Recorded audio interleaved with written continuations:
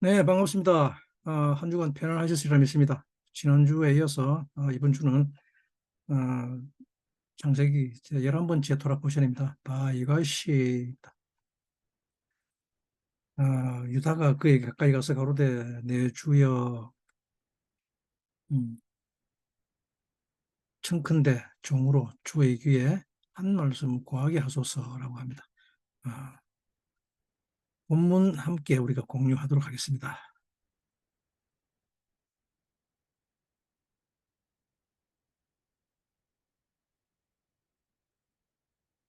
음,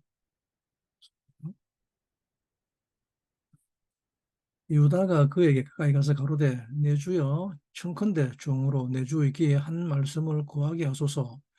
주의 종에게 노하지 마옵소서.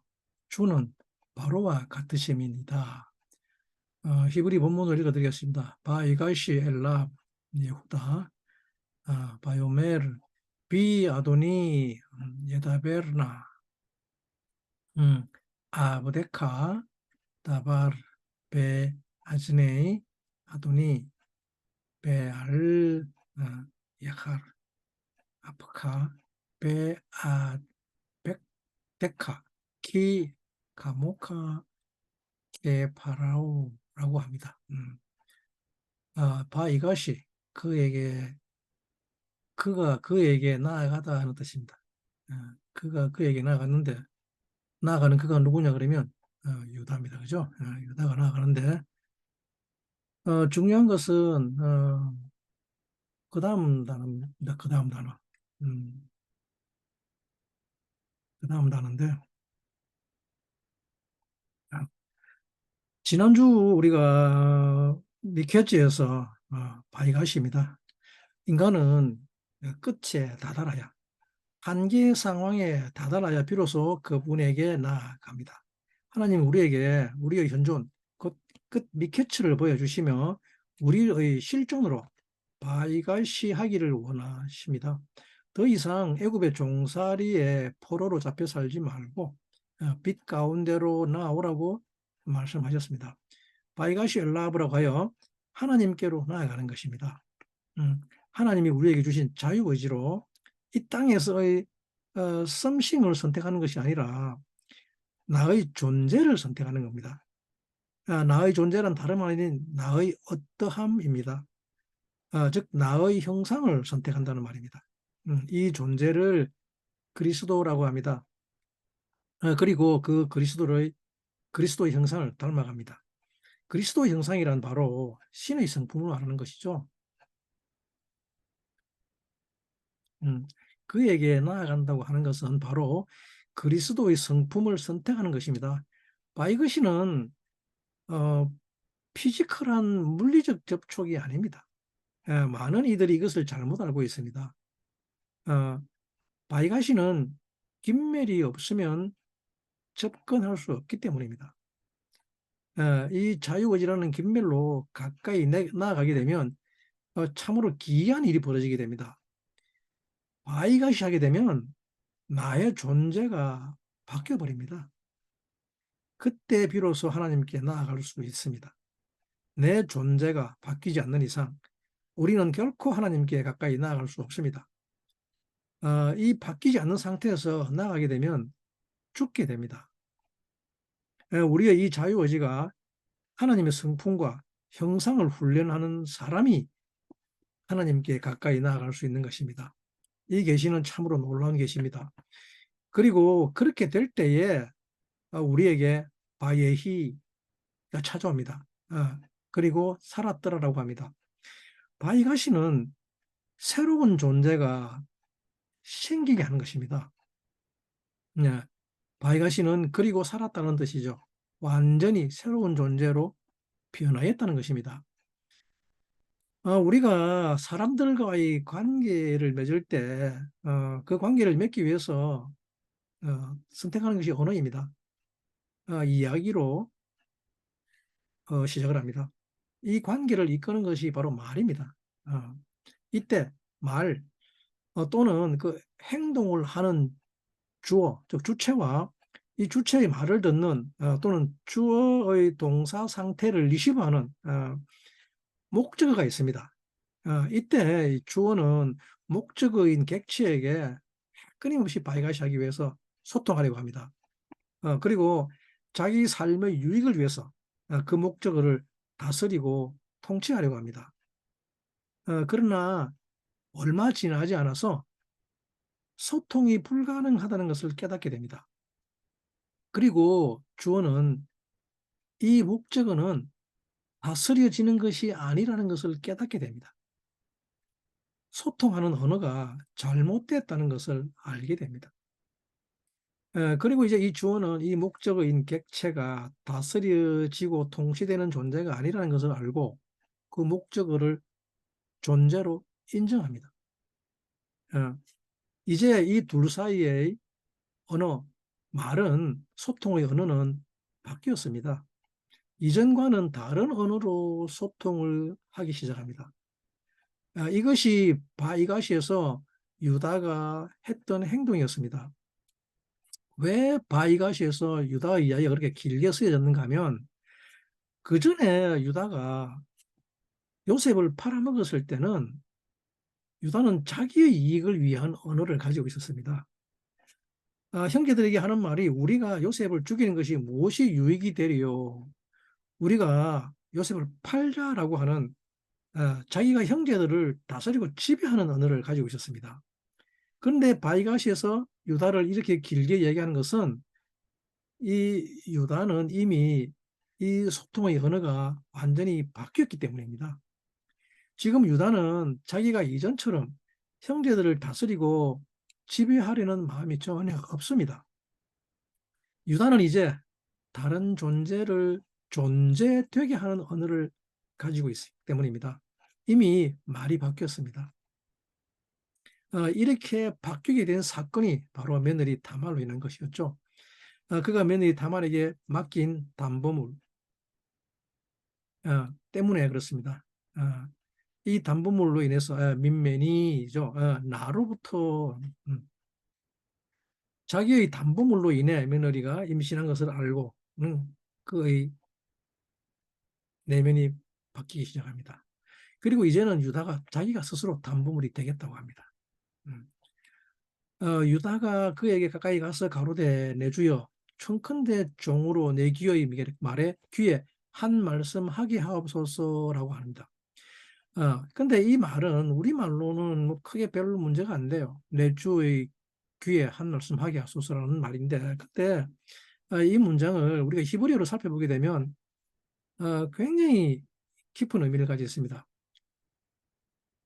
내 주에게 한 말씀 하게 하라는 말은 바요메르 비 아도니입니다.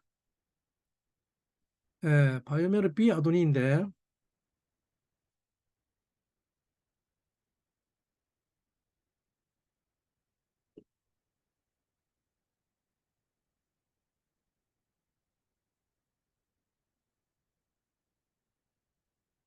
이 문장이 바요메르 그리고 그가 말했다죠. 그리고 그가 말했습니다. be in me, in me. 그리고 또는 with me입니다. with me. 누구와 함께? 아도니 나의 주. 아도니 나의 주와 함께입니다. 아니면 나의 주가 내 안에서 나의 주 당신이 내 안에서 말하다는 뜻입니다. 뭐 문법적으로는 그냥 with me입니다. with me인데 지금 이 유다가 하는 말이 유다가 요셉에게 하고 있는 말입니다. 그런데 나의 주인이 나의 주 당신이 내 안에서 나와 함께 이야기하고 있다고 말합니다. 이 말은 곧 객체의 언어가 주어의 언어가 되었다는 것을 뜻하고 있습니다.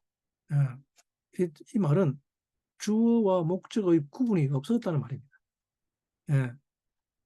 이렇게 될 때에 이 주어는 전혀 새로운 존재로 변하게 됩니다. 목적인 객체는 바뀌지 않습니다. 변하지 않습니다.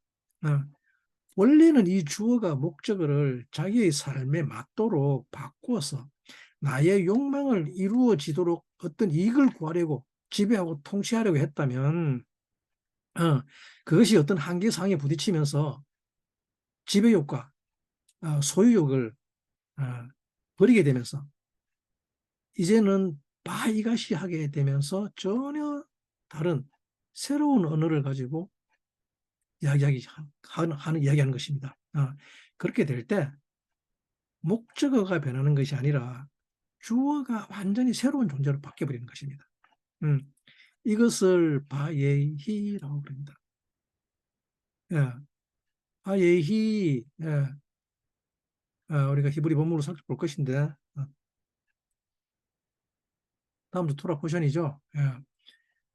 야곱이 애굽 땅에 17년을 거하였으니 그의 수가 147세라고 기록하고 있습니다. 첫 단어가 바예히입니다. it was입니다. it was. 살았다는 말입니다. 예, he. 살았더라. 누가? 야곱이. 베에레츠 미츠라임. 애굽 땅에 살았더라 그럽니다. 그건 뭐 17년이라는 말이니까 우리가 중요한 거죠. 문제는 바예히 야곱 베에레츠 미츠라임입니다. 야곱이 애굽 땅에서 살았더라 합니다. 음. 바이가시 했더니 완전히 새로운 생명이 되었다 그럽니다. 예. 새로운 하야가 됐다 그럽니다. 놀랍게도 오늘날 우리나라는 지금 이 소통이 주제입니다. 그렇죠? 매일매일마다 뉴스 시간마다 이 소통에 대해서 온 나라가 시끄럽습니다. 그죠? 서로서로 네가 잘했니 내가 잘했니 잠잠한 날이 없습니다. 서로서로 자기가 지배하려고 통치하려고 다스리려고 아우성들이죠. 이 말은 무슨 말입니까? 전혀 소통이 안 되고 있다는 말이죠. 그것의 반증입니다. 교회 안의 리더십도 마찬가지입니다. 이 소통의 부재로 인해 가서 아주 심각한 상태에 있죠. 제동장치가 전혀 작동하지 않는 폭주기관차 같은 것이 오늘날의 교회의 모습입니다. 특히 대형 교회들일수록 더더욱 그렇죠. 물론 자정하려고 노력을 기울이는 선한 교회도 많이 있습니다. 아무튼 이제 우리는 이 바이가시가 소통의 문제라는 것을 알 수 있습니다. 하나님께 가까이 나아가기 위해서는 즉 하나님의 성품, 신의 성품을 담기 위해서 우리는 하나님께 가까이 나아가려고 합니다. 우리가 하나님께 가까이 나아가기 위해서는 이 언어의 문제를 반드시 해결해야 합니다. 1800년대 30년도 중반 30년대 19세기에 들어오면서 사람들이 이 자기의 실존을 고민하기 시작했습니다. 그러면서 언어 철학을 다루기 시작했습니다. 이 언어 철학을 링구스틱 필로소피라고 하죠. 즉 사전에 의하면 언어 철학이란 언어의 기원과 언어의 본질 그리고 그 언어가 가지고 있는 가치 그리고 그 언어가 속해 있는 사회와 문화 속에서 언어가 수행하는 역할과 기능의 문제를 대상으로 하는 철학을 말합니다. 18세기 초에는 이렇게 언어의 기원과 발달에 관심을 두었으나 최근 20세기에 들어와서는 이 언어의 사상, 즉 이즘과 그 언어와 사물 등의 의미론적 문제가 주로 주제로 부상하게 되었습니다. 언어 철학은 기본적으로 이 언어학 외에도 인간의 자아, 또 사회생활, 또 환경으로 존재하는 그 세계와의 관계를 다루고 있으므로 심리학이나 언어 사회학 등과 긴밀한 관련성을 가지고 있습니다. 언어와의 관계에 있어서 언어 철학은 단순히 언어 분석을 내용으로 한다는 그런 어떤 공통점 외에 언어의 본성 탐구라는 철학적 반성 행위가 수반되는 차이점이 18세기와 20세기의 차이점입니다. 언어 철학은 넓게는 언어적 철학 또는 또 언어의 철학 또는 언어의 철학의 모두를 포함하며 본질적으로 이 세 영역은 서로 연관성을 가지고 있습니다. 언어적 철학이나 링구스틱 필로소피란 인간의 사고 체계의 표현과 전달 도구인 언어를 분석한다는 입장에서 분석 철학이라고 합니다. 언어는 실질적으로 존재로서의 인간에게는 필수 조건의 하나이므로 14세기 플라톤과 아리스토텔레스 이후의 철학자들에게 중요한 학문적 탐구 대상이 되었습니다. 음. 그런데 왜 이것을 다룰까요? 21세기에, 20세기에 왜 이것을 다루고 있을까요? 그것은 다름 아니라 사람들이 언어를 제대로 이해하지 못하면서 사용하고 있다는 것입니다. 언어는 모든 소통의 기본입니다. 근본이죠. 어, 바이갓이란 사실 언어로 소통하는 것입니다. 유다와 요셉 이 둘은 언어로 소통합니다. 묻고 답하고 질문하고 답하고. 예. 그런데 이 언어가 왜 이렇게 중요하게 등장하는가 하면 사람이 이 현존에서 이 인간의 실존을 살아간다는 것은 실존이라는 말이 그 구분이 참 애매합니다. 현존과 실존에 대한 구분. 그렇지만 현존이라는 말은 지금 우리가 살고 있는 이 상태를 말합니다. 근데 이 실존이란 이 현존을 있게 하는 그 무엇을 말하죠? 이 실존이 죽음 이후에 가는 어떤 그 물리적인 것, 피지컬한 공간이 아니기 때문에 그렇습니다. 우리가 지금 이 현존에서 실존을 산다는 것은 사실은 실존이 이 현존을 집어삼키는 것을 말하기 때문입니다. 말이 좀 어렵죠. 어, 실존이 현존을 사는 것은, 즉 보이지 않는 것이 실상이라는 이것은 무엇에 의해서 가능한가 하면 바로 언어입니다. 어, 이것을 성경에서 사도 바울이 이야기하기를 히브리서 11장에서 다음과 같이 말하고 있습니다. 제가 본문 읽어드리겠습니다. 11장 1절부터 3절까지 말씀입니다. 믿음은 바라는 것들의 실상이요 보지 못하는 것들의 증거니 선진들이 이로써 증거를 얻었느니라. 3절 믿음으로 모든 세계가 하나님의 말씀으로 지어진 줄을 우리가 아나니 보이는 것은 나타난 것으로 말미암아 된 것이 아니니라 라고 기록하고 있습니다. 이 말이 바로 지금의 우리의 현존이 실존이 아니라는 말이다. 여기서 우리가 주목해야 할 것이 뭐냐면 3절 후반부 말씀입니다. 보이는 것은 나타난 것으로 말미암아 된 것이 아니니라. 이 본문은 보이는 것, 즉 현존을 나타나게 하는 것, 나타나게 하는 다른 것, 실존이 있다고 말씀하고 있는 것입니다. 현존, 즉 나타난 세계죠. 이 지어진 세계는 말씀, 언어로 지어졌다고 합니다.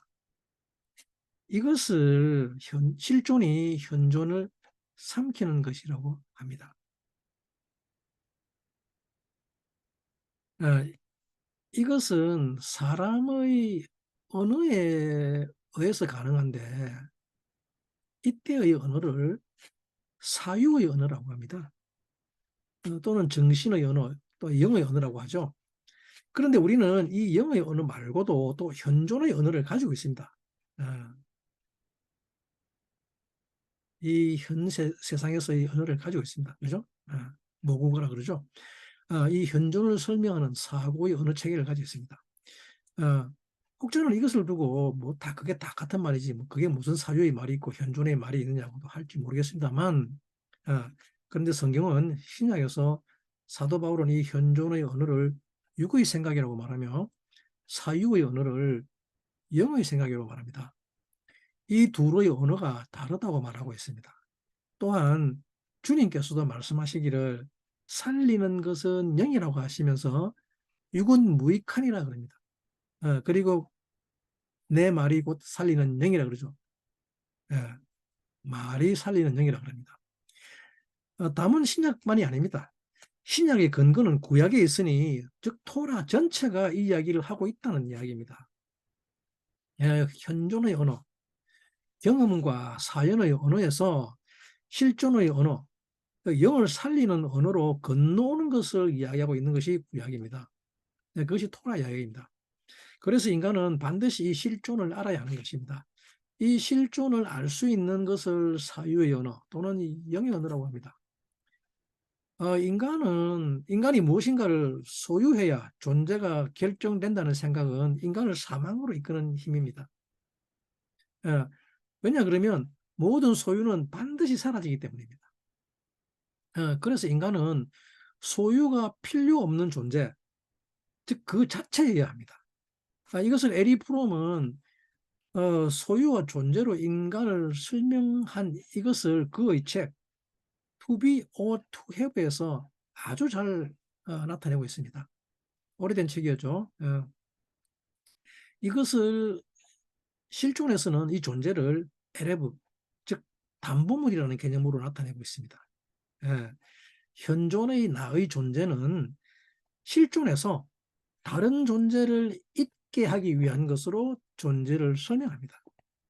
이전에는 자기가 존재하기 위해서 다른 존재를 지배하고 통치하려고 했지만 지금 이 현존에서 나는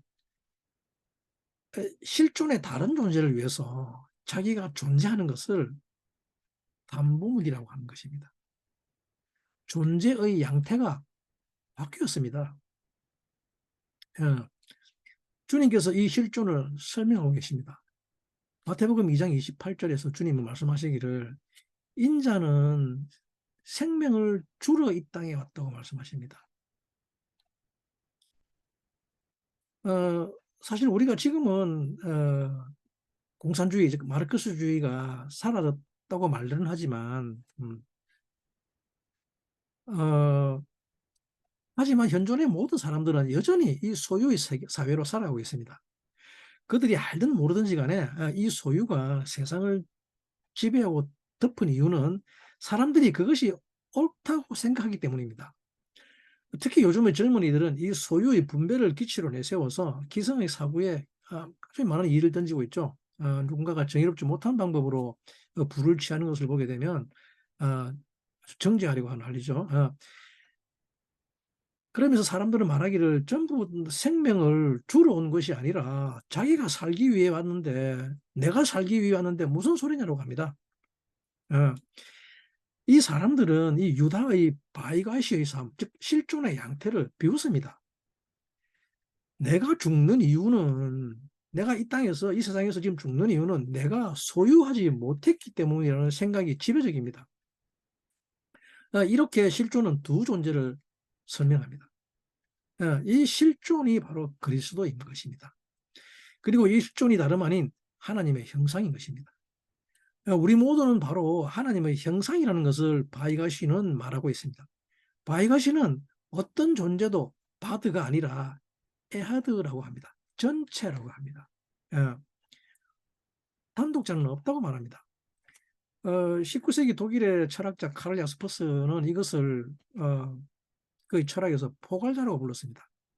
포괄자. 그는 하이데거와 함께 실존 철학을 창시한 철학자죠. 생전에 그는 이 현대 문명에 의해 잃어버린 인간의 본연의 모습을 지향했습니다. 그의 사상의 포괄자라는 그 뜻은 모든 휴머니티를 포괄하는 의미입니다. 전체 속에 있다고 하는 이것을 우리는 계속해서 배워야 합니다. 이것을 성경은 에하드라고 하죠. 그리고 그리스도라 그럽니다. 이웃이 곧 나다라는 것이 가장 큰 계명이라고 주님이 말씀하셨듯이 이것을 실존이라고 합니다. 이 실존에서 우리는 삶을 살게 되어야 합니다. 이 실존이 우리의 현존을 지배해야 하기 때문입니다. 우리 인간의 현존은 항상 not enough, 충분하지 않아라고 합니다. 그래서 하는 말이 뭡니까? 늘 다오, 다오, 더 다오라고 하는 그 머리의 새 딸리라고 합니다. 성경은 이 현존의 우리를 그 머리의 새 딸들이라고 합니다. 끊임없이 피를 빨아먹습니다.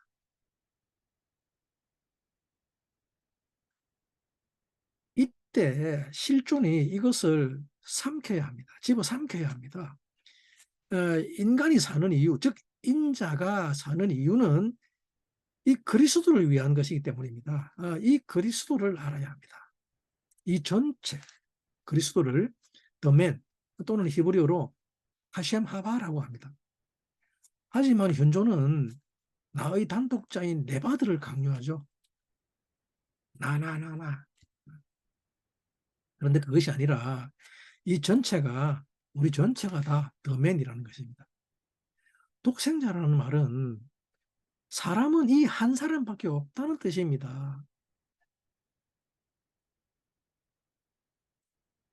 마이가시는 이 현존에서 바드로 나타난 이 단독자가 독생자인 더맨에게 접근해 가는 것을 이야기하고 있습니다. 그런데 어떻게 접근하는가 하면 김멜입니다. 자유의지로 나아갑니다. 예, 자유의지로 그의 형상을, 그의 성품을 추구하는 것입니다.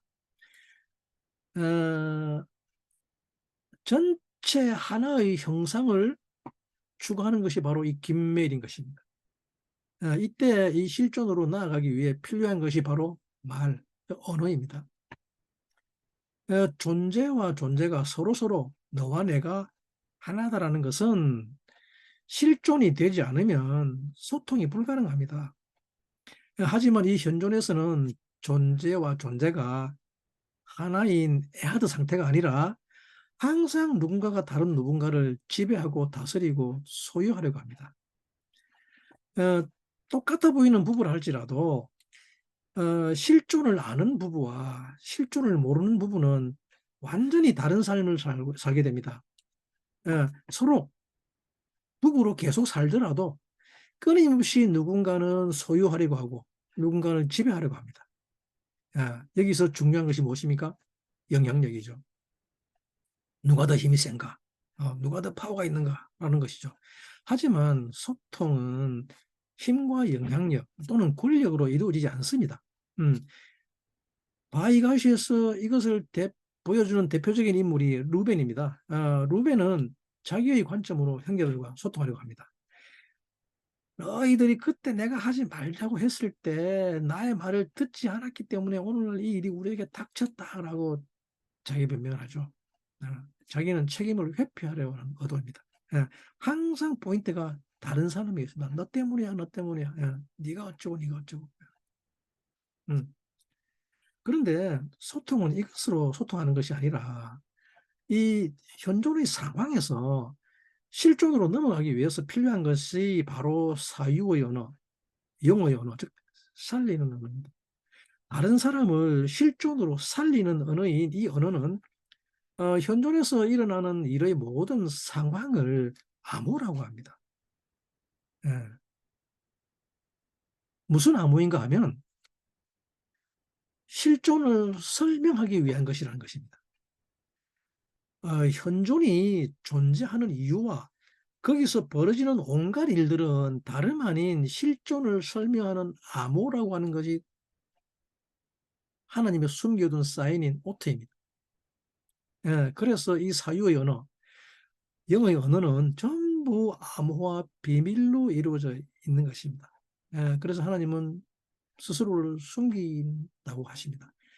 사람이 정신을 차렸다 또는 정신이 깨어났다고 하는 것은 어떤 일의 배후를 알 수 있게 되었다는 말이죠. 이것을 하나님의 뜻이라고 그러죠. 인생에서 어떤 일이 벌어진 이유는 바로 이것을 알게 하기 위함이라는 것입니다. 이것을 실존의 언어라고 합니다. 벌어진 일 자체를 가지고 논하는 것은 현존의 언어입니다. 사연과 경험의 언어라고 하죠. 이것을 육신의 생각이라고 합니다. 그때는 육의 언어가 작동하죠. 그런데 그때 나의 형상이 하나님이고 그리스도이기 때문에 그 벌어진 일로 인해서 나는 아무런 영향도 받지 않는다는 것입니다. 그런데 내가 그것을 깨우치지 못하고 있으니 옆 사람이 나를 때리는 것이죠. 정신 차리라고. 그래서 사유하게 됩니다. 왜 이런 일이 내게 벌어졌지라고. 하나님이 내게 말씀하시고자 하는 것이 무엇이지라고 생각하게 됩니다. 이것을 비나, 지혜라고 합니다. 여러분들은 이때 발생하는 많은 일들 속에서 어떤 언어를 선택하고 있습니까? 마이가시는 이 사유의 언어, 영어의 언어를 자유의지로 선택하는 것입니다.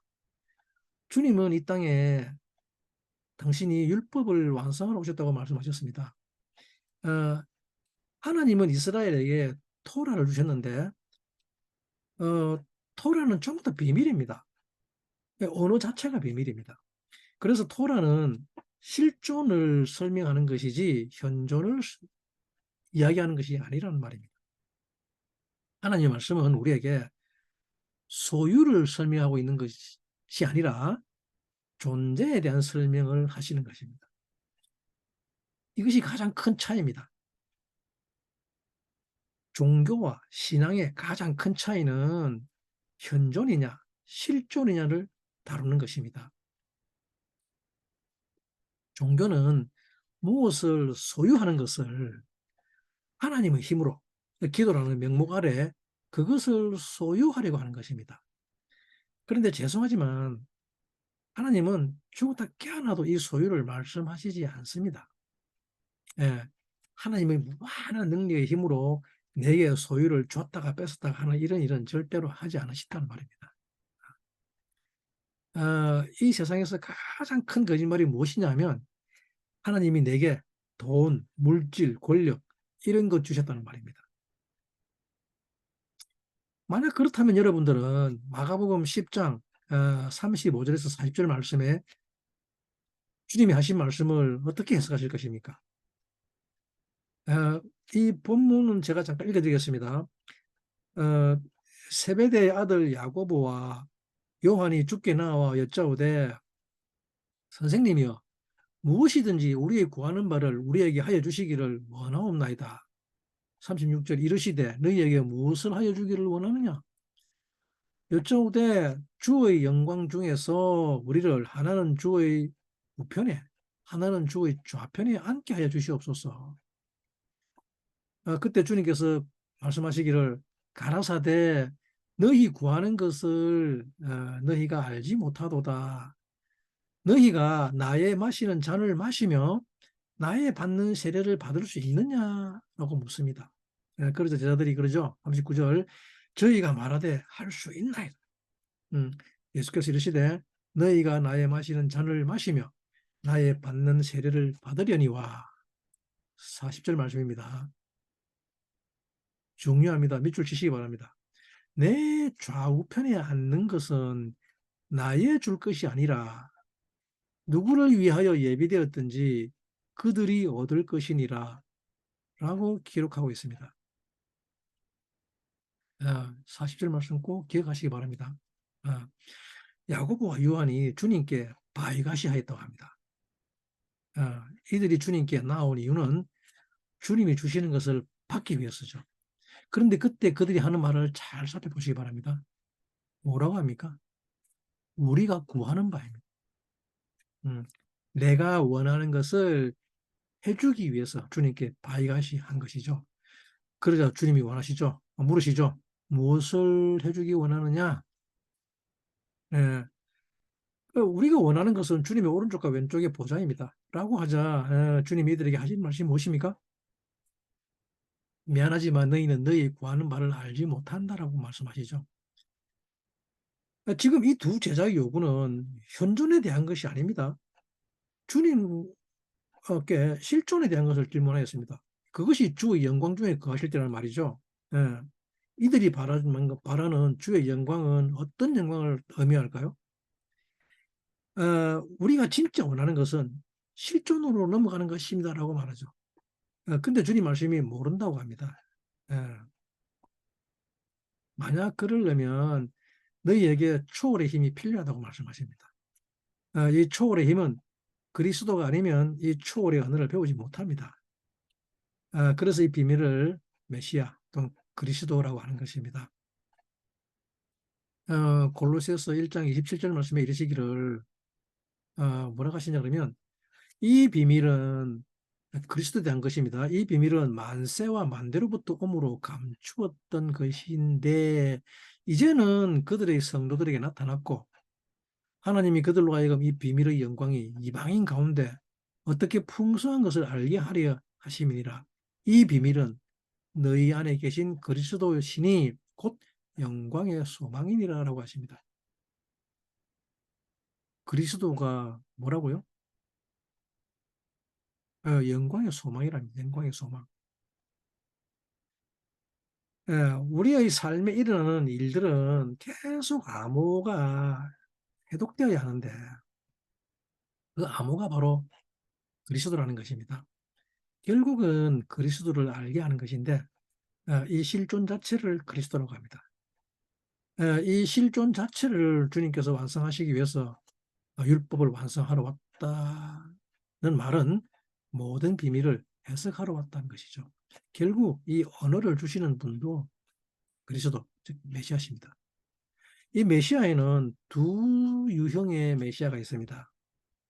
한 유형은 유다의 메시아며 또 다른 유형은 요셉의 메시아라고 합니다. 이게 무슨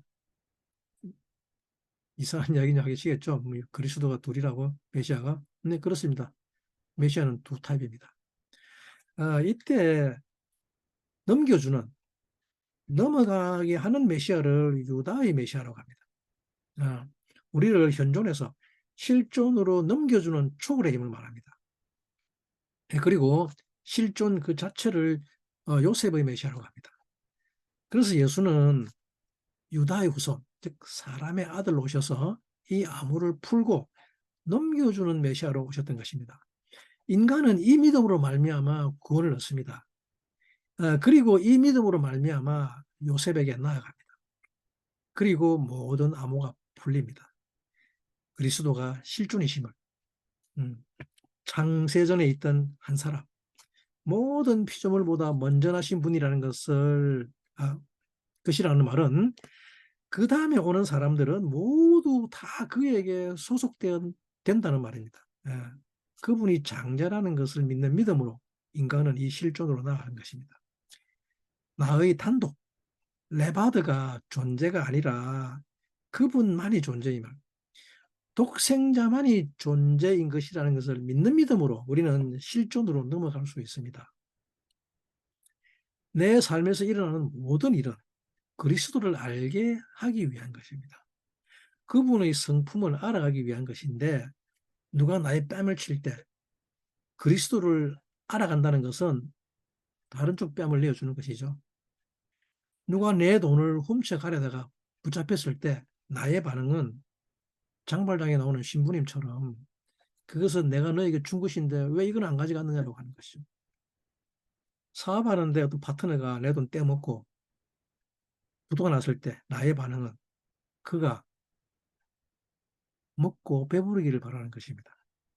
내 손에 있던 감자 한 개로 그가 가져가서 배부르기를 바라는 것입니다. 수요일이나 우리가 금요일 저녁에 포라 공부하러 갔다가 왔는데 집에 도둑이 들어왔습니다. 이것을 어떻게 할 것인가가 바로 어떻게 해석할 것인가가 바로 오토입니다. 이 사건의 암호, 사인은 소유가 필요 없다는 것을 알게 하는 것입니다.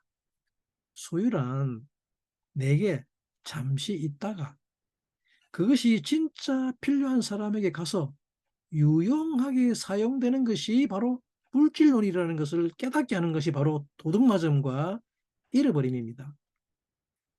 도둑이란 다름 아닌 하나님이 여러분들에게 보내는 사자, 메신저인 것이죠. 내가 가지고 있는 소유, 그것이 내게는 자랑거리에 불과할 뿐이지만 뽐내는 것일 뿐 아무런 유익이 되지 못하지만 가져간 그 사람에게는 생명을 살리는 것이다라는 것을 알게 하려고 보낸 하나님의 사자라는 것입니다. 이것이 우리의 실존입니다. 그때 이 하나님의 사인인 오트를 해석할 수 있습니다. 어떤 상황이 벌어지더라도 상관하지 않습니다. 그리스도의 성품이기 때문에. 소유는 비록 없어지지만 실존은 남아있기 때문입니다. 야고보와 요한이 주님께 구한 좌우란 다름이 아니라 너희가 실존을 살고 싶어 하는구나. 그러나 아직까지 모르고 있다는 것을 알려주시는 말씀입니다. 너희들은 아직 넘어오지 못했다는 것입니다. 이 넘어오는 힘이 그리스도 메시아인데 머릿속으로만 알지 정작 넘어오지는 못했다고 말씀하시는 것이죠. 그래서 너희가 나의 마시는 잔을 마실 수 있으며 나의 받는 세례를 너희가 받을 수 있느냐라고 물으시는 것입니다. 내가 마시는 잔을 너희도 마셔야 한다는 것입니다. 여기서 말씀하시는 잔이란 다름 아닌 유다의 잔입니다. 유다의 잔은 베냐민의 자루에 있던 은잔인데 이 은잔이 들어있던 자루의 주인만 남고 다른 사람은 다 돌아가고 이 잔의 주인은 남아서 요셉의 노예가 되는 것이죠. 예, 노예가 된다는 것, 곧 죽음을 뜻합니다. 이때 유다가 그 잔을 자기가 마시려고 합니다. 유다는 지금 자기는 살아남을 수 있는 상황입니다. 옛날처럼 요새 팔아버리면 되죠. 베냐민 팔아버리면 됩니다. 그죠? 아니, 없어지면 더 좋죠. 아버지 사랑 잔뜩 받으니 만땅 받으니까 그런 기회가 왔잖아요. 음. 하지만 유다는 그렇게 하지 않습니다. 이제 유다는 이전의 그가 아니기 때문입니다. 더 이상 현존의 사고로 살아가지 않습니다. 예, 내가 존재하는 이유는 그 아이 때문입니다. 내가 존재하는 이유는 나는 그 아이의 담보물, 즉 기쁨이기 때문입니다. 나는 그 아이를 위해서 나의 생명을 주기 위해 살아갑니다. 나는 내 생명을 줘도 됩니다. 그것은 나는 이미 실존이기 때문에 그렇습니다. 그리고는 그가 내가 그 잔을 마시게 했다고 바이가시한 것입니다. 주님께서 제자들에게 너희가 나를 따르려거든 너희의 십자가를 지고 나를 따르리라고 말씀하십니다. 여러분들은 이 유다의 잔을 마실 수 있겠습니까? 또 주님이 내가 받을 세례를 너희가 받을 수 있겠냐고 말씀하실 때 이 세례는 어떤 세례를 말씀하시는 것일까요? 세례, 정확하게는 침례를 말하죠. 침례는 죽음을 말합니다. 실존의 진리로 인해 현존인 나인 내 바들을 죽이는 것입니다. 이 말은 곧 더 이상 너 자신을 위해 살지 않을 수 있겠는가라는 질문인 것입니다. 우리는 이것도 오해합니다. 이 죽음은 피지컬한 죽음이 아닙니다. 삶의 목적이 너가 아니라 다른 사람, 즉 그일 수 있겠느냐는 질문입니다. 왜 유다의 후손 메시아는 우리에게 어떤 믿음을 주기 위해 오신 것인가 하면 바로 이 잔을 마시게 하기 위해서 오신 것입니다. 죄가 없음에도 죄를 담당했다고 하는 말은 누군가의 허물을 자기가 대신 지는 것을 뜻합니다. 누군가의 아픔과 고통을 자기가 대신 짊어지는 것입니다. 여러분들이 각 교회에서 받는 모든 제자 사역은 이것을 배우고 가르쳐야 할 것입니다. 우리를 현존에서 실존으로 넘기는 초월의 힘은 바로 이 잔을 마시는 것입니다. 그러자 39절에서 그들이 말하기를 우리가 할 수 있다고 합니다. 예. 주님이 마신 그 잔과 그 세례를 자기들도 마시고 받을 수 있다고 말합니다. 예. can 그럽니다. 예. 할 수 있나이다. 바로 이것이 우리의 믿음에 대한 고백이어야 할 것입니다. 우리는 아직 실존을 알지 못합니다. 그러나 우리가 할 수 있는 것은 바로 이 말이어야 할 것입니다. 우리가 할 수 있나이다. 그 잔을 마실 수 있나이다. 그 세례를 받을 수 있나이다. 어, 우리가 할 수 있는 일은 이 실존을 바라는 바로 이 믿음이어야 합니다. 절대절명의 순간에 실존을 깨닫고 붉은 실을 창에 내달아 내리는 라합의 믿음이 그의 온 가족을 구하였듯이 너희의 희망하는 대로 내가 이 붉은 실을 나의 창으로 매달아 내리는 믿음이 우리의 실존을 바라는 믿음인 것입니다. 우리가 할 수 있는 것은 바로 이 믿음이지 행위가 아닙니다. 그리고 그 다음 중요한 것이 40절 말씀입니다. 밑줄 끄라는 말씀이었죠. 나의 좌우편에 앉는 것은 내가 줄 것이 아니라 그럽니다. 어라, 이게 무슨 말씀이십니까? 예수님 믿으면 구원받아 천국 간다는데 내가 줄 것이 아니라고 하시나니. 이건 무슨 말씀이에요? 그죠? 그 다음 구절을 한번 봅시다. 누구를 위하여 준비되었든지 그들이 얻을 것이라. 우리는 이 말을 또 오해합니다. 누구를 위해 준비되었든지 준비된 그들이 얻으리라는 이 구절로 인해서 서로 자기가 앉으려고 난리죠. 그게 41절의 말씀입니다. 제자들처럼 문을 내고 난리도 아니죠. 도대체 지금 이 다른 제자와 여러분들이 우리와 다른 것이 무엇이 있습니까? 지금 이들은 실존을 안다는 말입니까? 모른다는 말입니까? 전혀 모른다는 것입니다.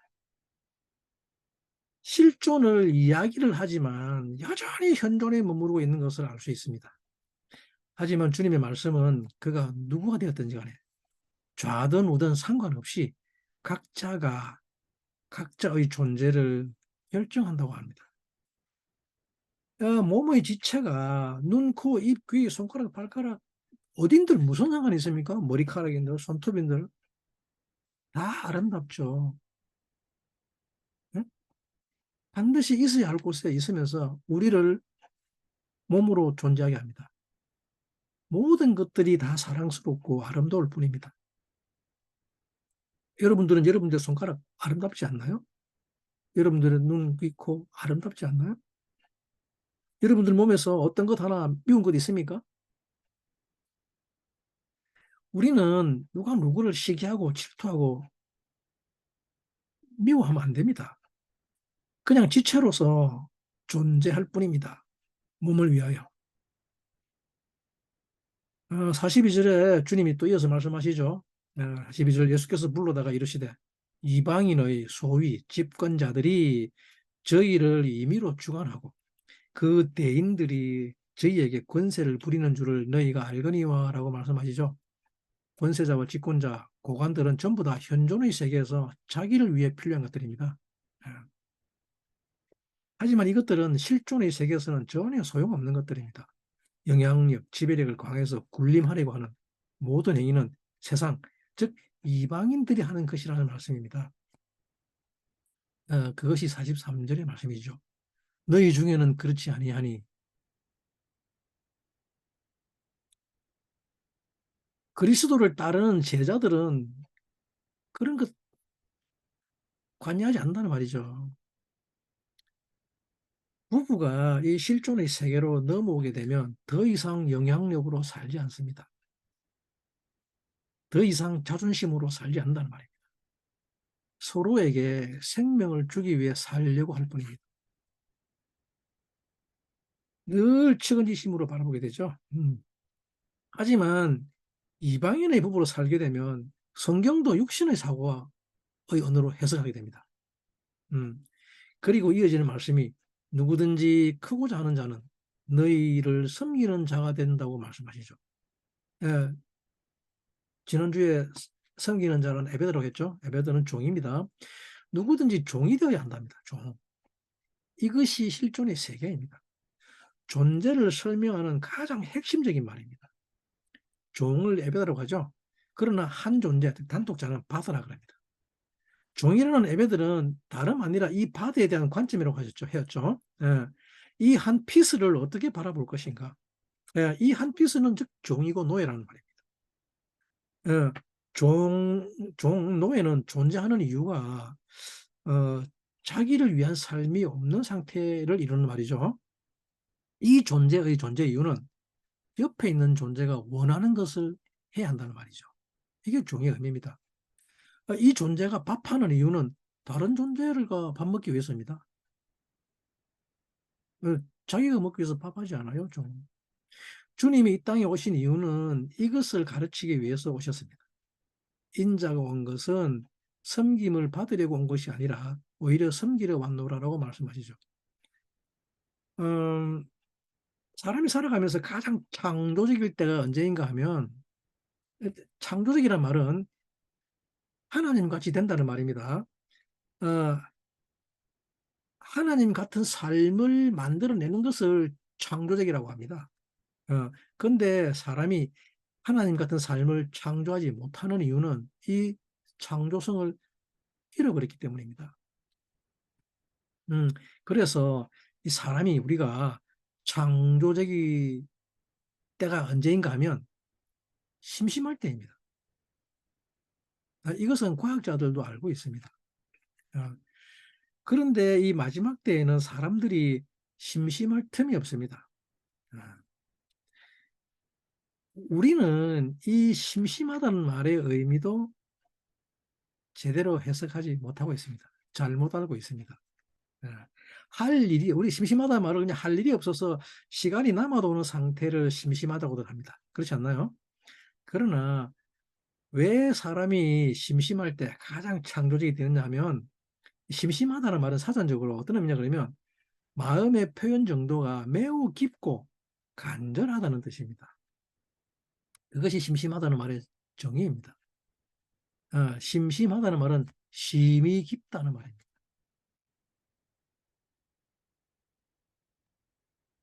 심심할 때 책을 읽는다는 것은 간절히 집중할 때를 말합니다.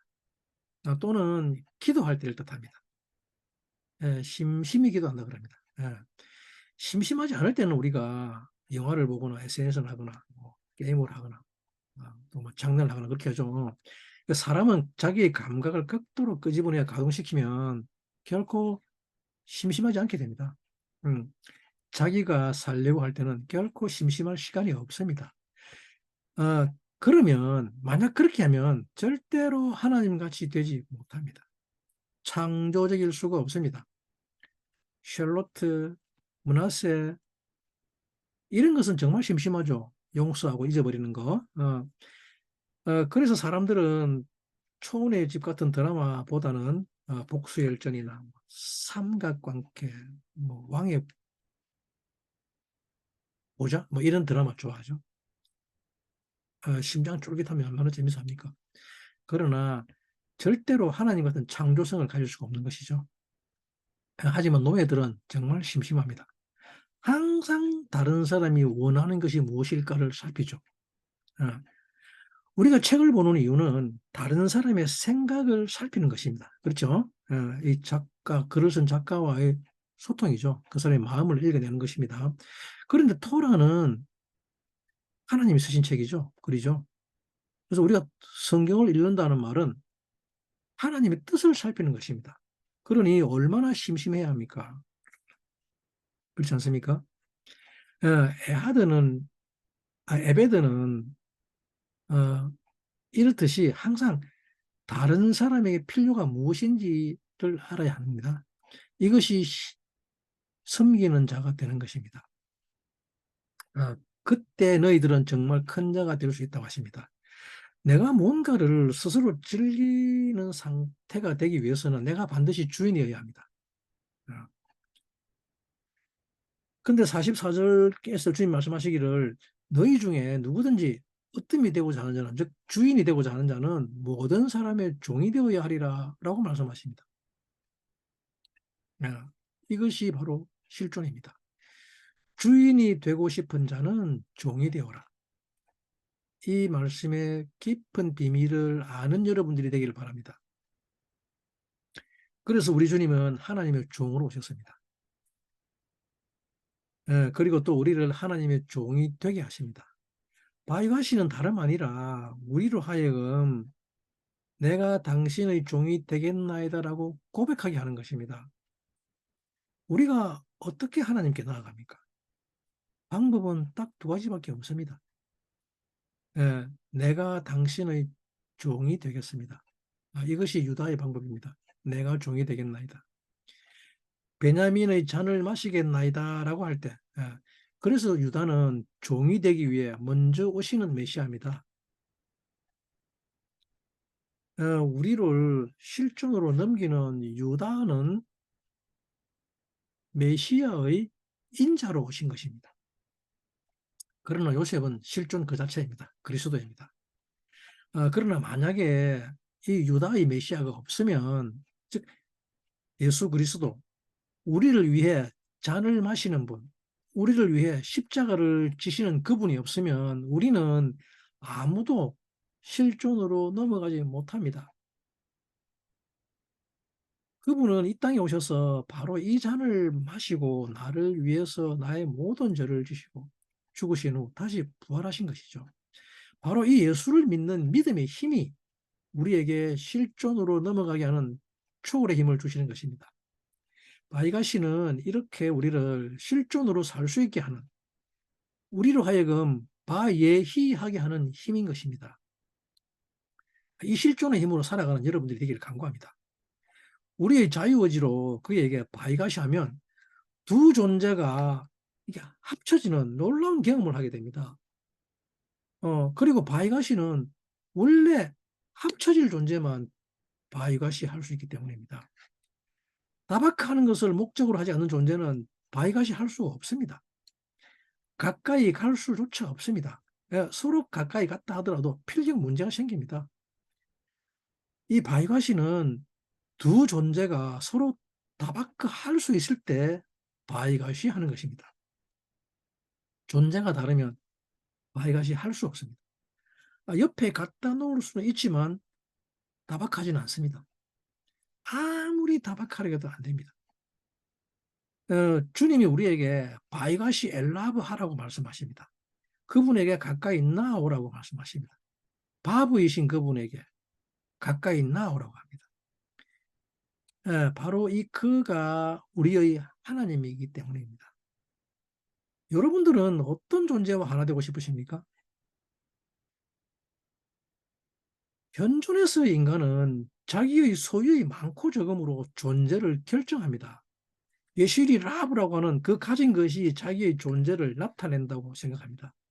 그렇기 때문에 이 자기의 존재됨과 같은 맞는 존재와 하나 되기를 원합니다. 그렇지 않습니까? 하지만 바이가시는 반드시 같은 존재와 존재가 가까이 가서 연합하는 것이죠. 지난주에 말씀드렸죠. 사람은 그의 가장 사랑하는 것과 애하도 된다고. 그리고 그 가장 사랑하는 것이 그의 신, 하나님이 됩니다. 그런데 내가 지금 나의 현존에서 설명하는 나를 존재라고 한다면 이 나는 하나님께 가까이 나아갈 수 있습니까? 없습니까? 가까이 못 갑니다. 갈 수 없습니다. 왜냐하면 하나님과 나는 존재가 다르기 때문입니다. 내가 하나님께 가까이 가려고 하면 나는 예시리 라브가 아니라 예시리 콜이어야 합니다. 유다가 요셉에게 가까이 나아갑니다. 그래서 이때 요셉이 모든 형제들을 가까이 오라고 부르며 그들과 연합합니다. 거기서 끝나지 않고 야곱까지 가까이 오게 하죠. 그리하여 그들을 모두 고센 땅에 머무르게 합니다. 고센 땅이란 이렇게 하나된 존재들이 함께 사는 곳을 고센 땅이라고 합니다. 고센이란 애굽 땅 어딘가에 있는 물리적인 장소를 말하는 것이 아닙니다. 고센 땅이란 이 바이가시한 존재들이 하나가 된 곳을 고센 땅이라고 합니다. 고센이란 드라우니어, 가까이 나아가다 합니다. 그리고 함께한 존재들이 서로로 보다듬고 서로를 느끼는 곳을 고센 땅이라고 합니다. 그리고 서로를 바라보며 자랑스러워하는 곳입니다. 다름 아닌 하나님과 내가 하나가 된 땅을 고센 땅이라고 하는 것입니다. 이 하나님은 이미 고센 땅에 계십니다. 그러면 우리가 바이가시하여 그에게 가까이 나가서 하나님과 함께 살아가는 고센 땅은 현존에서 설명하는 현재의 내가 설명한 나, 예시리 라브는 아무리 해도 바이가시 할 수 없기 때문입니다. 왜냐 그러면 하나님은 예시리 콜이기 때문입니다. 만유를 가지신 분입니다. 만유 그 자체이신 분입니다. 그래서 나는 반드시 하나님과 같은 존재라야 합니다. 그때 비로소 하나님께 가까이 나아갈 수 있기 때문입니다. 사람은 자기가 어떤 존재인게 따라서 일하기 시작합니다.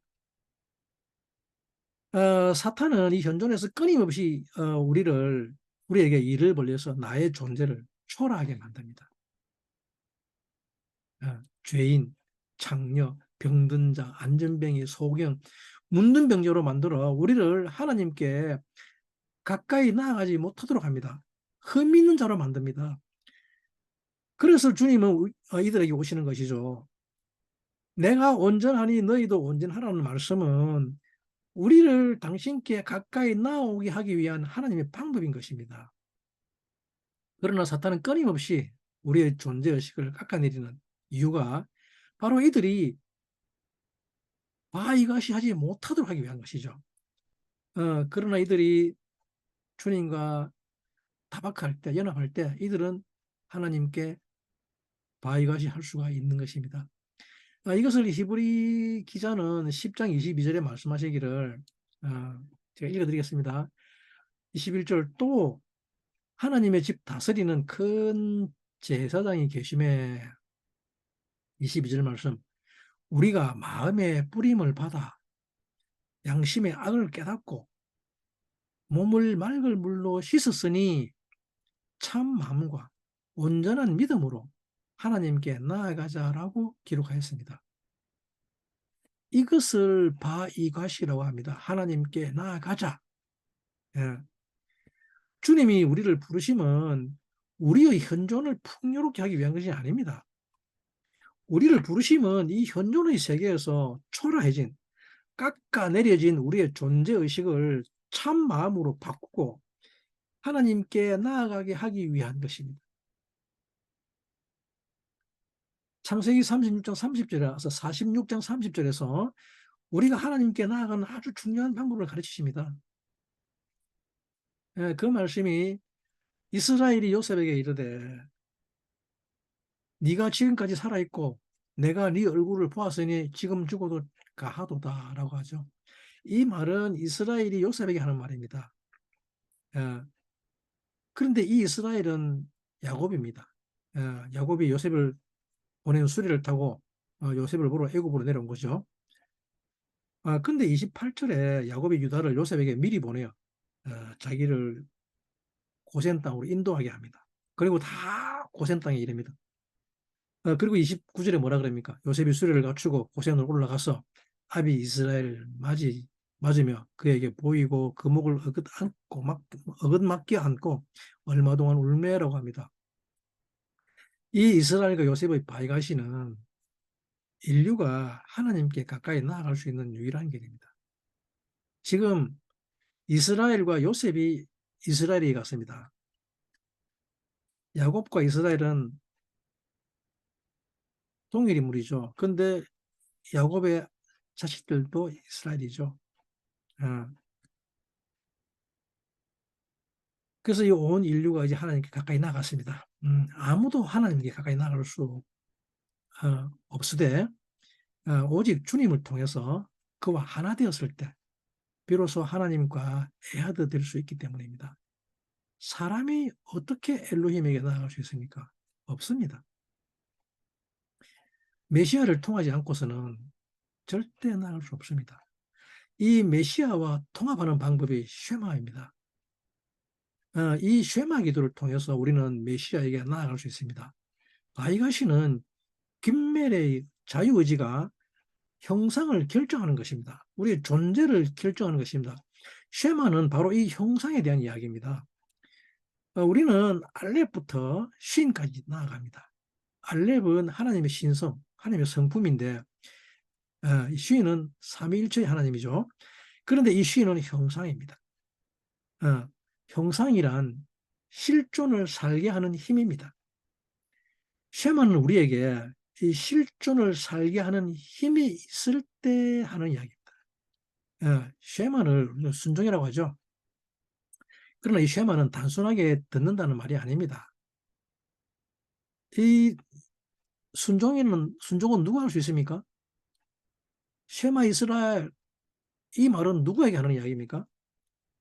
쉐마란 다름 아니라 존재가 결정되어야 할 수 있는 것입니다.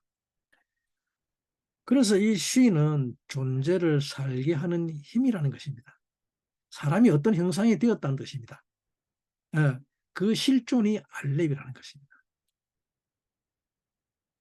사람을 이시와 이샤라고 하는 것은 사람의 본질은 알렙이라고 합니다. 신성이라고 합니다. 그리고 그것을 살아낼 수 있는 형상에까지 가는 것입니다. 살아낼 수 있는 힘을 오퍼레이션 할 수 있는 데까지. 그래서 사람을 애쉬라고 합니다. 불이라고 합니다. 남편과 아내라고 하는 이시와 이샤를 사람이라고 하는 이유입니다.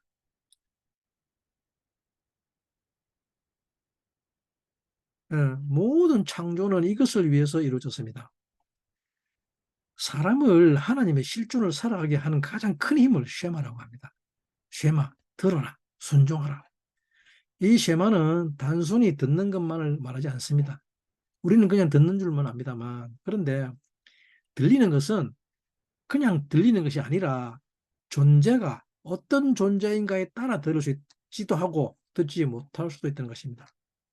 영어로 have sense to hear란 말입니다. 청각이 있다라고 하죠. 어, 이 말은 이해가 수반된다는 말입니다. 이해가 수반되지 않는 것은 들을 수 없습니다. 그냥 웅웅거리는 것뿐이죠. 이 현조는 절대로 실존의 소리를 들을 수 없습니다. 우리가 성경을 읽다 보면 출애굽기부터 레위기 민수기 내내 성경 읽다 보면 하나님은 모세만 부르십니다. 바예다베르 야훼 엘 모셰 민수기 이야기입니다. 그리고 바이크라 엘 모셰 디바라 레위기 이야기입니다. 전부 다 하나님 뭡니까? 여호와께서 모세에게 일러 가라사대입니다.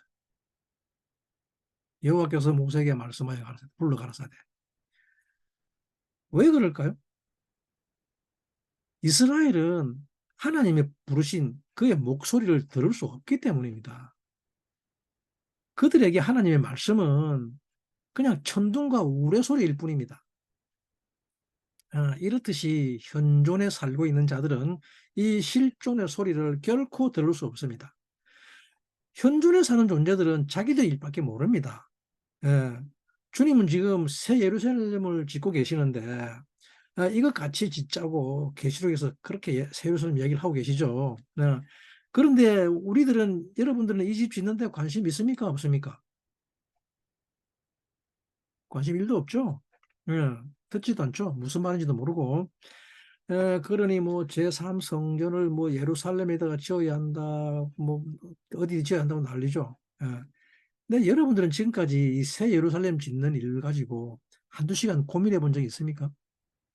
지금까지 살아오시면서 일생 동안에 어, 주님의 십자가 보혈로 구원을 받아서 지금까지 신앙생활을 하고 있다면 이 정도 시간은 고민해 봐야 되는 것 아닙니까? 어, 그런데 합니까? 안 듣죠. 관심도 없기 때문이죠. 그렇지 않나요? 왜 그럴까요? 어, 바로 여러분들은 현존이기 때문에 그렇습니다. 예, 내가 살아있는 동안 나의 생전에 일어날 일이 아니라고 생각하기 때문입니다. 계시록 21장 1절과 2절, 그리고 요한복음 2장 19절 말씀, 그리고 에베소서 2장 20절 말씀에 이르시기를 제가 세 개 다 읽어드리겠습니다. 아니, 본문을 우리 공유 한번 할까요?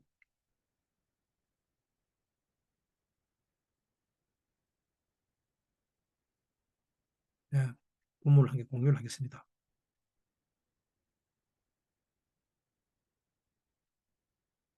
네. 또 내가 새 하늘과 새 땅을 보니 처음 하늘과 처음 땅이 없어졌고, 제가 요 1장인데 21장입니다. 바다도 다시 있지 아니하더라. 어, 또 내가 보매 거룩한 성 새 예루살렘이 하나님께로부터 하늘에서 내려오니 그 예비한 것이 신부가 남편을 위하여 단장한 것 같더라. 에베소서 계시록 21장 1절 2절 말씀이죠. 그리고 요한복음 2장 19절 말씀입니다. 예수께서 대답하여 가라사대 너희가 이 성전을 헐라 내가 사흘 동안에 일으키리라. 어떤 성전인지 아시죠? 여러분들 육신을 이야기하고 있습니다. 주님의 육신입니다. 그리고 에베소서 2장 20절 말씀입니다. 너희는 사도들과 선지자들의 터 위에 세우심을 입은 자라. 그리스도 예수께서 친히 모퉁이 돌이 되셨느니라. 추춧돌이란 말이죠. 그의 안에서 건물마다 서로 연결하여 주 안에서 성전이 되어가고 너희도 성령 안에서 하나님의 거하실 처소가 되기 위하여 예수 안에서 함께 지어져 가느니라. 그게 뭡니까? 성령 안에서 그리스도 안에서 하나님의 사실 처소 집이 되게 합니다. 그죠? 그래서 뭐 하고 있다고요 지금? 함께 지어져 가고 있다고 합니다.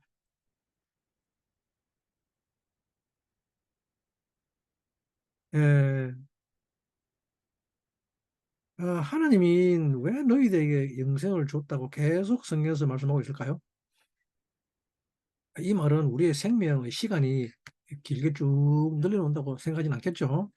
100년, 200년, 1000년, 만년. 어떤 사람들은 이렇게 되려고 애를 쓰는 사람들이 많은 줄 압니다. 어, 너도 고치고 주름 펴고 뭐 어쩌고저쩌고 뭐 하다못해 죽은 다음에 시체도 냉동 보관한다 그럽니다. 영생이란 이렇게 시간을 길게 쭉 늘여놓는 것을 말하는 것이 아닌 것을 깨달으시기 바랍니다. 그것이 아니라 너희 존재가 죽지 않는 존재여야 하나님의 말씀을 들을 수 있다고 합니다. 죽는 존재에게는 하나님의 말씀은 그저 천둥과 번개치는 우레소리일 뿐입니다. 내가 너를 창세전에 알았다는 말에 귀 기울이지 않습니다. 여러분들이 지금 쉐마를 할 수 있다는 것은 여러분들 안에 실존이 있다는 말입니다. 그래서 토부에 관한 것을 들을 수 있다는 말입니다. 이 토부선은 하나님의 선을 말하는 것이지 여러분들이 말하는 세상의 선을 말하는 것이 아닙니다. 이때 비로소 찜, 뼈를 윤택하게 할 수 있다고 말합니다. 뼈를 살찌게 한다는 말은 여러분들의 습관이 하나님의 형상에 완전히 종속되는 것을 말합니다. 이것을 태쉐인이라고 합니다. 그리고 거기에 신실해진다고 합니다. 형상의 문으로 들어가서 거기에 신실해지는 이것을 태쉔, 살찌다라고 합니다. 뼈라는 애침은 우리의 기본 본질입니다. 나무로 굳어져 있는 단단한 것들이라고 그러죠. 우리를 이루는 기본 기초가 하나님의 성품으로 자라나다는 뜻이 뼈가 윤택해진다는 말이에요. 나의 안목의 정욕이 사라지고 하나님의 의를 바라본다는 말입니다. 이것이 어떻게 가능한가 하니 바로 쉐마로 가능하다고 합니다. 이것이 쉐마의 핵심적인 형태입니다. 쉐마 이스라엘은 우리가 아침에 일어나서 그리고 저녁에 자기 전에 하는 기도입니다. 쉐마 이스라엘 엘로헤이누 야훼 에하드, 가장 강력한 기도가 바로 이 기도입니다. 이 쉐마 기도는 사실 다가올 세상을 선포하는 것입니다. 들으라 이스라엘아, 야훼가 우리의 하나님이고 야훼가 에하드시다. 이스라엘이 어떤 존재라고요? 이스라엘은 야자를 엘 하는 존재입니다. 예. 이 기도는 다름 아니라 다음 세상 이야기입니다. 창세기 45장 8절에 요셉이 그렇게 이야기하죠. 그런즉 나를 이리로 보낸 자들은 당신들이 아니요 하나님이시라. 하나님이 나로 바로의 아비를 삼으시며 그 온 집의 주로 삼으시며 애굽 온 땅의 치리자를 삼으셨나이다. 요셉을 애굽의 아비로 삼고 그 바로의 온 집을 주로 삼기 위해서 하나님이 요셉을 먼저 보냈다고 합니다.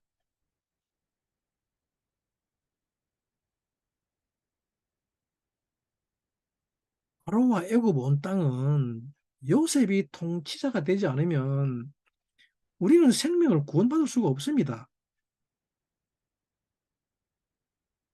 정말 대단합니다. 요셉이 바로를 위해 그 아비가 되어 바로의 온 집의 주가 되어 애굽 온 땅을 다스린다 하면 우리의 모든 자아의 욕망과 욕구를 통치하고 다스린다는 말입니다. 무엇으로?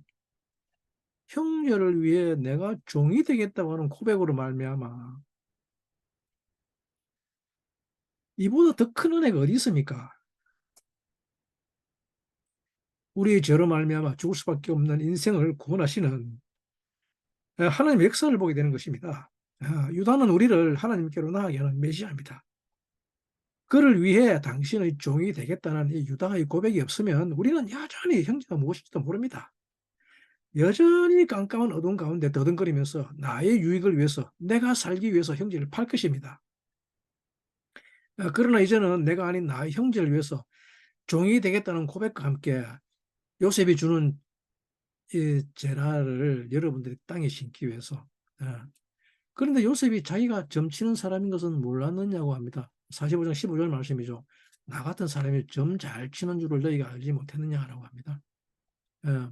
키 나헤시 야나헤시 이시 아시르 카무니, 점 치는 것은 토라에서 금지하고 있는 것이죠. 가증한 일이라고 해요. 반드시 돌로 쳐 죽이라고 합니다. 묻는 것은 하나님에게만 허락된 것이지 다른 신에게, 알지 못하는 신에게 묻는 것은 가증한 일이라고 합니다. 그런데 요셉이 자기를 점치는 자라고 합니다. 점친다는 말을 나헤시 야나헤시라고 합니다. 이 말은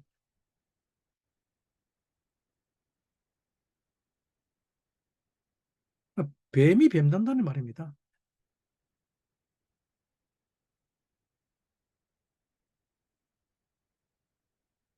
예, 창세기 45장 15절 말씀입니다. 나 같은 사람이 점 잘 칠 줄을 너희가 알지 못하느냐. 기 나헤시 야나헤시, 반드시 점칠 거다는 말입니다. 이시 아시르 카모카, 나 같은 사람, 나 같은 사람. 예. 이 놀라운 말이죠. 나해시가 나옵니다. 갑자기 뱀이 나왔습니다. 음. 근데 점을 친다는 말은, 뱀이 나왔죠. 이 말은 자기의 감각과 경험, 즉 구분 생각을 말합니다. 어, 본성을 무시하고 경험만 내세우는 것입니다. 이것을 어둡다라고 합니다. 민수기 21장 6절에 불뱀이 나와 백성을 물게 함으로 백성들이 많이 죽었다 그러죠. 하나님이 백성이 하나님과 모세를 향해 원망하되 어찌하여 우리를 애굽에서 인도하여 올라서 이 광야에서 죽게 하는고 라고 하죠. 에, 본문 말씀 살펴볼게요. 예, 백성이 하나님과 모세를 향하여 원망하되 어찌하여 우리를 애굽에서 인도하여 올려서 이 광야에서 죽게 하는고, 이곳에는 식물도 없고 물도 없도다. 우리 마음이 이 박한 식물을 싫어하노라 하매 여호와께서 불뱀들을 백성 중에 보내어 백성을 물게 하심으로 이스라엘 백성 중에 죽은 자가 많더라. 불뱀이란 말은 한해하십니다. 한해하심, 그 불뱀들입니다. 복생되죠. 그 불뱀들인데 뭐냐면 하시파리트죠. 어, 이걸 불뱀이라 그럽니다. 불타는 뱀. 근데 뭡니까? 그들이 물었다 그러죠. 바이에나시쿠, 이걸 물었다 그럽니다. 그래서 많은 사람들이 죽었다고 그럽니다. 많은 백성들이. 뱀에게 물렸다는 말을 나샤크라고 합니다. 나샤크. 근데 이 나샤크, 물리다라는 나사크는 호기심이란 말입니다. 호기심, interesting. 뱀에게 물린다는 말은 즉 허상에 호기심을 바란다는 말이에요. 그리고 21.9절에 모세가 놋뱀을 만들어 장대 위에 다니 이 놋뱀을 본 자는 살더라라고 하죠. 즉 허상을 알게 한다는 말입니다. 그죠? 허상을 허상되게 하시는 분이 바로 주님이십니다. 모세가 뱀을 든 것 같이 인자도 들려야 하리라고 요한복음 3장 15절에서 말씀하시죠.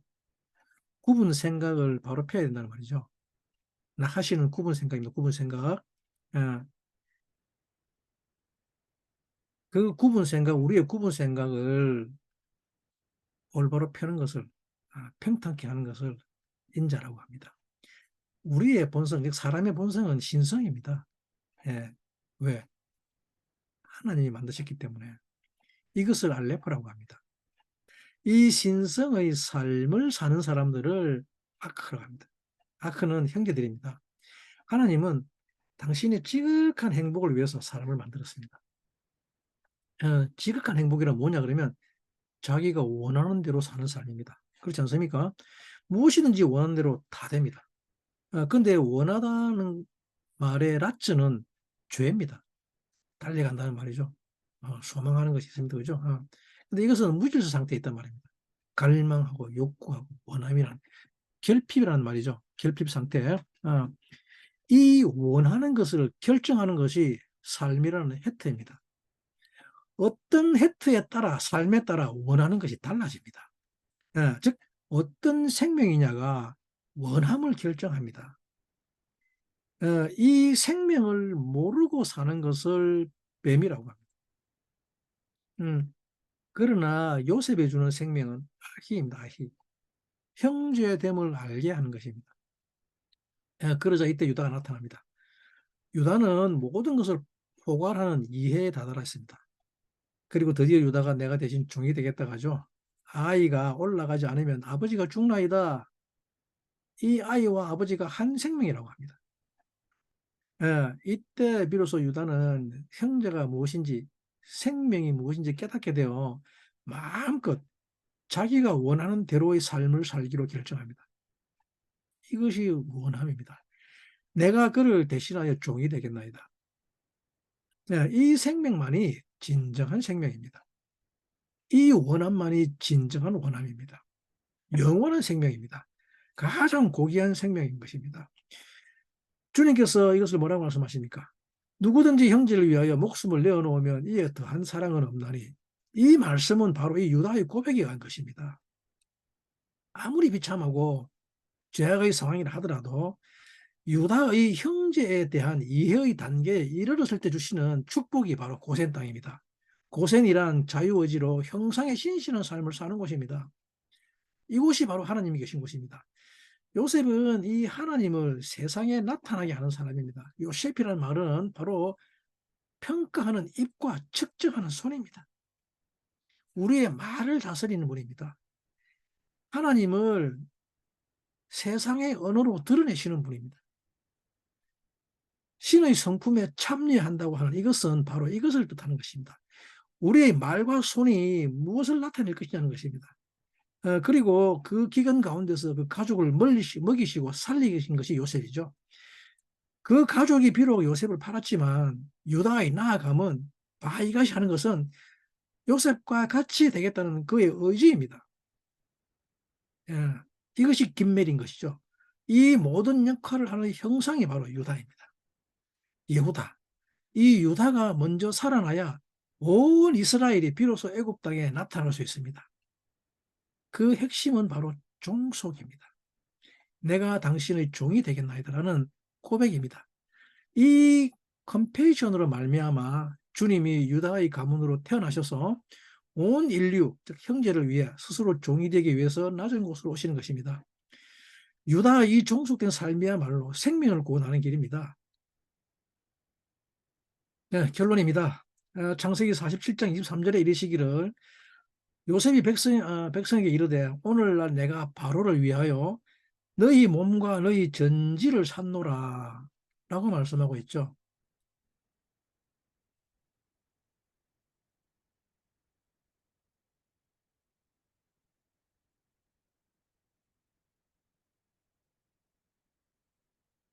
본문 말씀 47장 23절입니다. 요셉이 백성에게 이르되 오늘날 내가 바로를 위하여 너희 몸과 너희 전지를 샀노라. 여기 종자가 있으니 너희는 그 땅에 뿌려라. 그럽니다. 바요메르 요셉 엘 하암. 요셉이 그 백성에게 이르되 헨 뭐라 그러죠? 카니티 내가 샀다 그럽니다. 내가 샀습니다. 헤템 너희들로부터 하요무 오늘날 베엣 아드마트카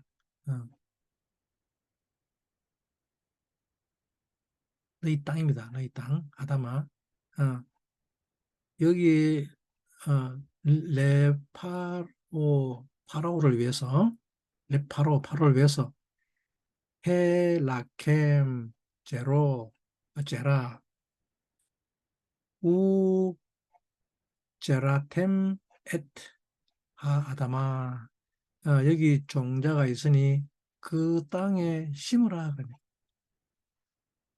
파로를 위해서 파로 제가 설명했죠. 바로 열매를 바라보는 관점이라고요. 파로는 열매만 바라는 자입니다. 열매만 바라는 자인데 그 바로를 위해서 열매를 위해서 종자를 너희에게 준다 그럽니다. 예. 어, 참 놀라운 말씀입니다. 요셉이 애굽 사람, 즉 우리의 온 몸과 땅을 샀다고 합니다. 그리고 요셉은 그 애굽 사람들에게 아, 파르가 아니라 열매가 아니라 종자만 줍니다. 종자를 째라라 그러죠. 그리고 그 종자를 땅, 너희의 마음밭에 뿌리라고 합니다. 제라템. 종자는 악이라고 하는 라에 빛이라고 하는 자인이 결합된 단어입니다. 자인은 호르오제입니다. 대으로 가는 빛이죠. 이 라는 우리의 악한 경향성, 열매를 바라보는 생각과 관점입니다. 이 악한, 즉 이웃을 바라보는 관점인데 이 악한 경향성을 하나님의 손으로 100배, 60배, 30배의 결실을 맺게 하는 방법은 이 자라에, 이 라에, 이 악에, 이웃에게 빛을 비추는 수밖에 없습니다. 이 신성의 열매를 맺기 위해서 유다가 요셉에게 나아가야 합니다. 이때 나아갈 때는 반드시 가시가 있어야 합니다. 아내가 남편에게 가까이 나아갈 때는 같은 형상이 되겠다는 자유의지가 없으면 같은 형상을 이룰 수가 없기 때문입니다. 이 형상을 이루기 위해서 여러분들이 엘리에게 매일같이 바이가시 할 수 있기를 간구합니다. 새 생명은 그때에 비로소 새롭게 살 수 있을 것이기 때문입니다. 이 말씀 붙들고 한 주간 세상에서 바예히하는 여러분들이 되시기를 간절히 바랍니다. 감사합니다.